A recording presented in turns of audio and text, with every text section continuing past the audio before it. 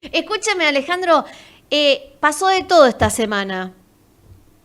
Quería concentrarme en un tema Lo que escucho. es acerca de las declaraciones del ministro Guzmán, quien conduce la economía argentina. Ujú. Hizo sendas entrevistas a C5N, a TN, poner el blanco sobre negro, un par de situaciones. Bueno, ¿por qué? Porque uno escucha a muchos economistas que uno puede calificar como liberales y que hablan siempre, ponen el foco en que no aumente el gasto público y no aumente la emisión monetaria, y uno, frente a eso, uno escucha al ministro de Economía que justamente cuando le hacen la entrevista, justamente plantea esos mismos términos. Guzmán sabe acerca de los peligros de la emisión descontrolada de moneda. Guzmán sabe acerca de también las amenazas de tener un déficit fiscal alto. Lo sabe, sabe que no es positivo. Entonces expresa, uno le escucha a Guzmán y no encuentra diferencias entre las críticas que se le realiza a Guzmán y los planteados del ministro. Porque cuando se le pregunta por los precios, en concretamente el precio de los alimentos, la respuesta del ministro es: yo me ocupo de una macroeconomía sana. O sea, el ministro está pensando en la macro, en mantener las variables, no está diciendo controlar precios, que en todo caso es una tarea al secretario de Comercio, sino que él habla de lo macro, de mantener las cuentas en orden. O sea, si uno le quita el nombre de Guzmán, podría poner otro economista que aparentemente es distinto a él.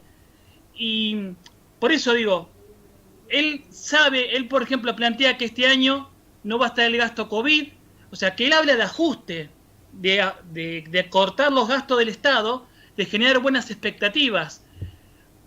Pero, ¿qué sucede? Él dice un 30% de inflación para este año, un 29% en realidad, frente a los privados un 50%. Conocemos el índice de inflación de enero, que es del 4%, y bueno, se acerca más al privado. O sea, Guzmán está, no se le está cumpliendo lo que él planteó. Mm. Y en donde en alimentos, que en realidad en enero subió un 4,8%, o sea, se está escapando. En realidad nunca pudo contener eso. En todo el año de pandemia los alimentos crecieron más que la inflación promedio. Entonces, los alimentos afectan, justamente tocan el índice de pobreza. Vos sabés que aumentan los alimentos, el índice de pobreza, cuánto dinero necesita una familia tipo para vivir, aumenta, y por lo tanto hay más pobres, estadísticamente hablando. Y lo peor, aumenta el índice, el nivel de la canasta de indigencia, que es aquellas personas que no alcanzan a consumir las proteínas mensuales necesarias. O sea, un aumento de la inflación del 4% promedio y del 4,8% en alimentos, claramente va en contra de lo que dice el ministro. Mm. O sea, el ministro tiene buenas intenciones, sabe lo que debería hacer o lo que debería pasar, pero la realidad no está acompañando a lo que pretende el ministro. Bien. No es simplemente que, no es que estoy haciendo amigo con el ministro, estoy diciendo que no hay una correlación entre las palabras, que son honestas, creo que son honestas, con lo que se produce en la realidad, que es como parece que la carne sube y los alimentos es como se parece a un caballo, digamos, descontrolado, ¿no? La inflación podrá bajar, pero los alimentos nunca fueron controlados en todo el año de pandemia. Y ese es un talón de Aquiles no menor para el ministro, y siempre digo para el gobierno en general, siempre pensando en la sociedad. Y bueno, a fin de año tendremos elecciones, pero bueno, eso Sí, ya claro. es secundario.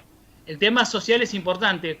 ¿Cuánto cuesta lo que comemos? Y eso no está, no está, no se logró ni pactar con la gente que produce los precios. Y Guzmán está lejos de que estemos controlando cada uno de nosotros. Él está preocupado por las variables grandes: déficit fiscal, comercio exterior.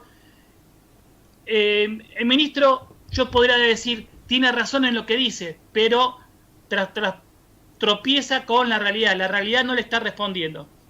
Sí, claro. Tengo más, pero no quiero saber si No, no, estamos Ale, bien se correctos. entendió bien y como vos venís diciendo, ¿no? Uno lo ve en la calle